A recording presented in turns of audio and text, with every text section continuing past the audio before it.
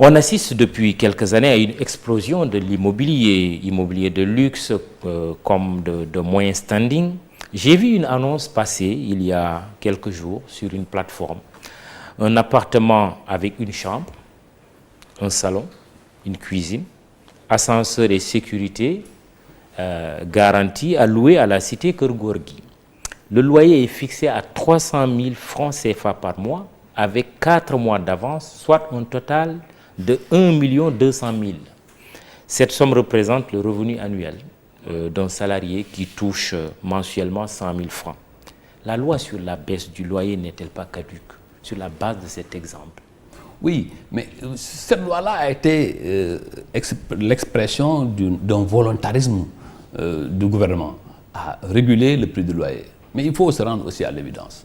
Le prix du loyer suit les conditions qu'offre le marché. Oui. C'est les conditions de l'offre et de la demande. Cette loi et c'est pourquoi d'ailleurs, inopérante. C'est pourquoi il faut travailler sur ça. Oui. Et c'est d'ailleurs le sens de tout le projet 100 000 logements. Vous allez réformer donc, nous sommes obligés, la loi sur le loyer. Nous sommes obligés de mettre des normes et de les faire respecter. Quand est-ce que l'Assemblée sera saisie Nous sommes en train de travailler sur le code de l'urbanisme et de la construction. Le chef de l'État nous a demandé de le réformer profondément. Dans les mois à venir, nous le proposerons au Conseil des ministres. Nous y mettrons un dispositif incitatif, mais aussi un dispositif coercitif qu'il faut faire appliquer. Dans ce pays, le problème fondamental, ce n'est pas les lois, ce n'est pas le règlement, c'est le fait de pouvoir faire appliquer la loi et le règlement, quelles que soient les situations politiques ou politiciennes. C'est ça le problème. Et je crois que sur cette question-là, vous avez totalement raison. Il y a une loi expression d'un volontarisme certain, mais cette loi-là, aujourd'hui, fait face, se heurte aux lois économiques. Et les lois économiques, dans tous les pays du monde, les lois économiques font foi.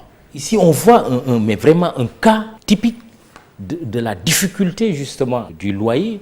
Vous avez un appartement à louer à 300 000, mais une chambre, salon, cuisine, même si vous me dites que ma sécurité est garantie, que j'ai un ascenseur à la cité Keur Gorgui là, 300 000 francs CFA, mais vous demandez 4 mois d'avance, 1 200 000.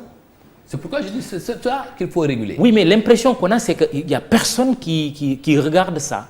Oui, mais c'est ça. C'est pourquoi je te dis, nous sommes dans une phase. On est quand même dans un pays organisé, avec des lois. Mais nous sommes dans une phase de réforme. Parce qu'il ne faut pas se presser sur certaines questions.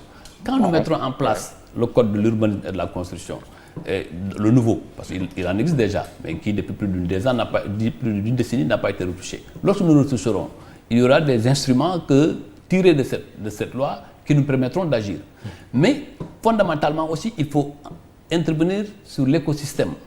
Parce qu'en réalité, tant que le locataire n'a pas une offre variée, il est soumis à ce dictat du logeur. Et c'est ça sur lequel il faut travailler à terme, à moyen terme. C'est de travailler à faire évoluer l'écosystème, à faire évoluer la demande pour que l'offre ne soit pas largement inférieure à la demande, ce qui posera un certain nombre de problèmes. Mais comme vous l'avez dit tantôt, il faut aussi faire les lois, mais aussi les faire appliquer. C'est à ce niveau que nous devons travailler. Et la Direction générale de la construction et de l'habitat a reçu toutes les instructions pour que le travail de contrôle soit fait, mais aussi que les sanctions puissent être appliquées.